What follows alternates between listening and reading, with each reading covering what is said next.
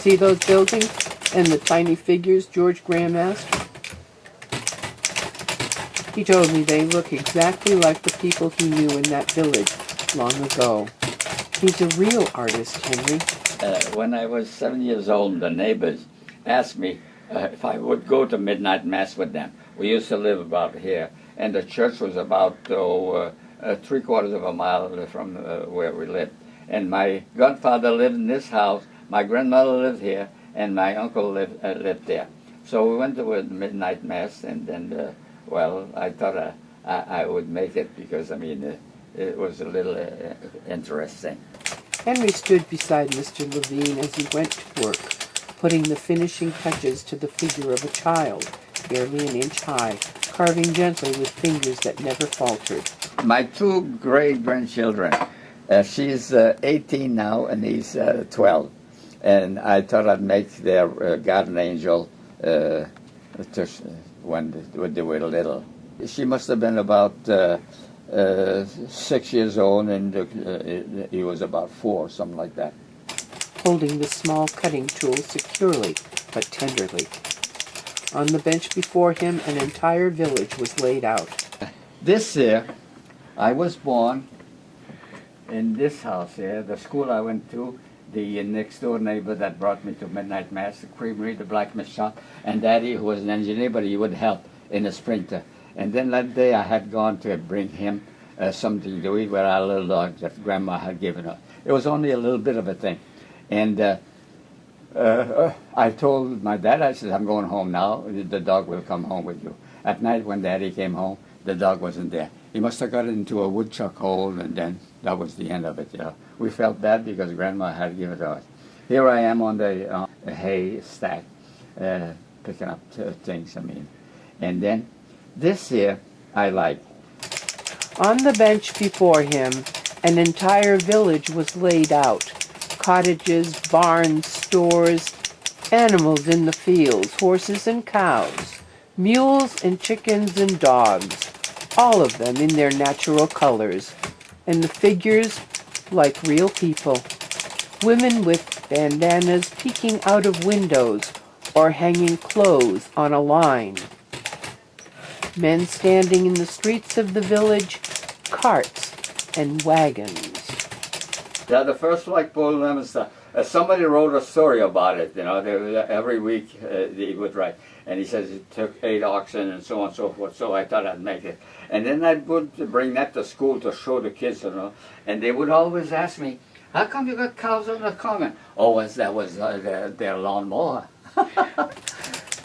Taking a break only to put down the figure and tip his hat to no one in particular, and then resuming his task. Once in a while he glanced at Henry and smiled, the smile becoming familiar to Henry now, a smile tinged with not quite sadness, not quite happiness. I'd like to ask to give our guest writer and author a warm welcome, Bob Cormier.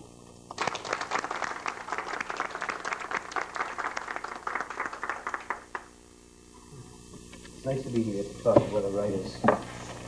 I should be home writing, really, rather than talking.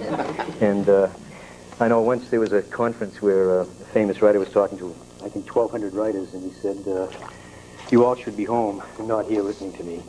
But I like to talk to other writers because I think I'm a pretty good example that you don't have to be a genius, you don't have to be a weirdo, you don't have to be a hermit living in the woods. Because a lot of people think that writers are kind of strange. I have my strange little quirks, like we all do. But you can be a common, ordinary person and still do it. A lot of people want to write because they'd like to see their book in a library, or they'd like to see their story in a magazine. And that's legitimate, too. Because my great thrill today is coming into a library and seeing a book there. Whenever I go into a bookstore, I check right away to see if my books are there.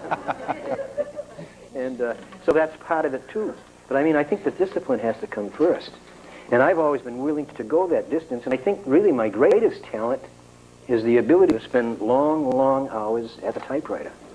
The enemy is the blank page. I write every day of my life. Well, every day of my life, I do some traveling and things like that. But I mean, every day that things are normal, I'm at home, I write. Because if I end up the day with a blank page, first of all, I'd feel like it was a sin. Because I think a lot of talent initially is God-given, and then you nurture it and try to bring it out.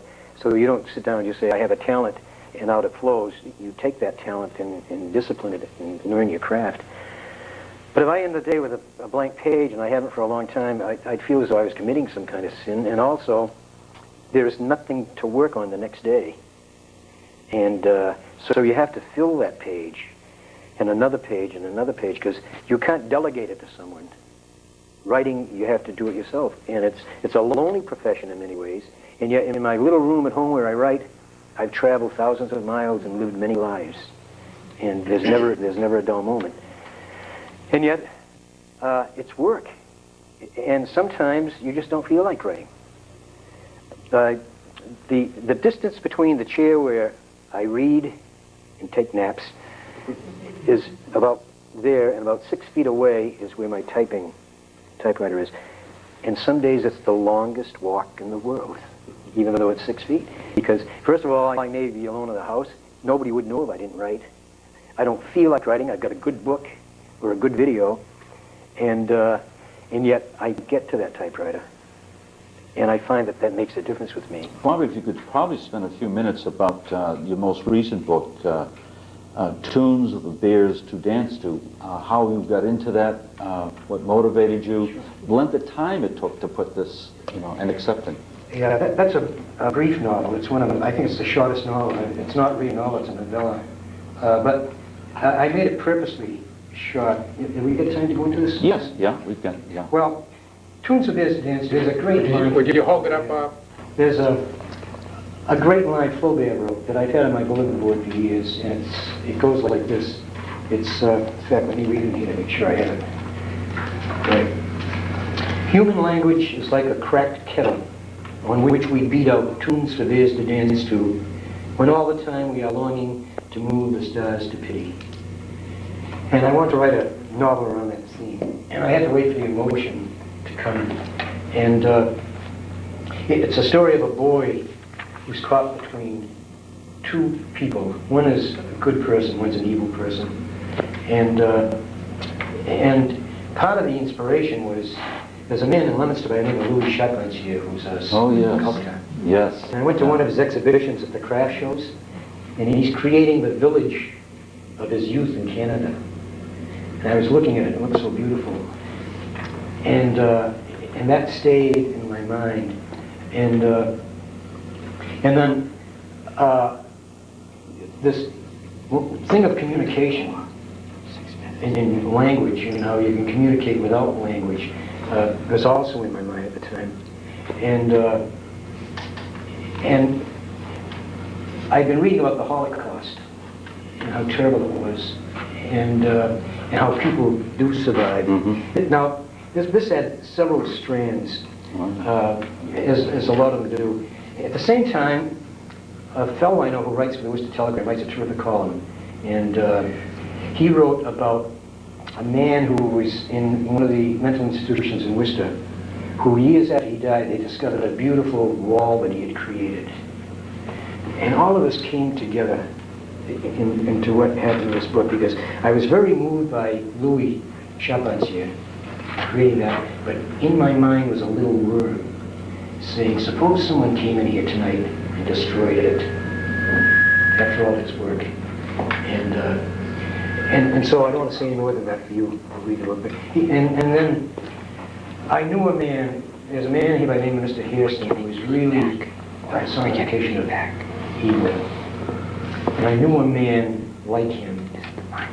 He wasn't evil the way the man in the book is, but he had an effect on my life when I was very young. And as I said, it wasn't, I don't want to over-dramatize it. He actually, what he was a practical joker whose jokes went a little too much.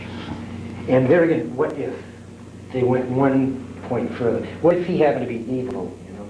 What if somebody destroyed Louis Charpentier's village? And what if a boy, I love the 11-year-old time of life. Oh, yes. Yeah. It was very vivid in my life. And what if an 11-year-old boy was caught between the two of them? I knew Robert when he was a kid. They used to live on Mechanic Street. And then I lost track of him until the book started coming out. And then, well, he'd come here once in a while, and we'd talk and different things. And then one day he told me that his typewriter, he was always using a hand typewriter, no mechanical things to think, but it was breaking up. So my brother-in-law, who had passed away, had a typewriter exactly the same as he had. So I told him, I said, come and get this this typewriter, and you can take some pieces from from my brother's-in-law's typewriter to fix his. So that's what he did, and well, I kept in touch with him quite a bit, and his wife also. I mean, I've known his wife for a long time, and that I was about all there is to between him and I, because we kept in touch quite often. My name is Bob Foley. I'm the library director for Fitchburg State College, and one of the responsibilities I have is to maintain the special collections in the archives. As part of the special collections, we have various manuscript collections, which is, of course, Bob Cormier's collection. We have a couple of other ones. Bob Salvatore, he was a friend of Bob Cormier's also, so we have his collection also. Once Bob Cormier got established, he helped a lot of different people, not only from Leominster, but Lunenburg, Gardner, Shirley, Clinton. People, everybody has ideas they want to produce. Could be in film, it could be in media. And for a long time, it was print. And so if they get somebody who's willing, and Bob was more than willing to offer advice, it becomes self-perpetuating. Your favorite song that Bob would play on the piano? Oh, Bob, he didn't care if he hit a bad note. He would serenade me, you know. He'd sing, Blue Moon.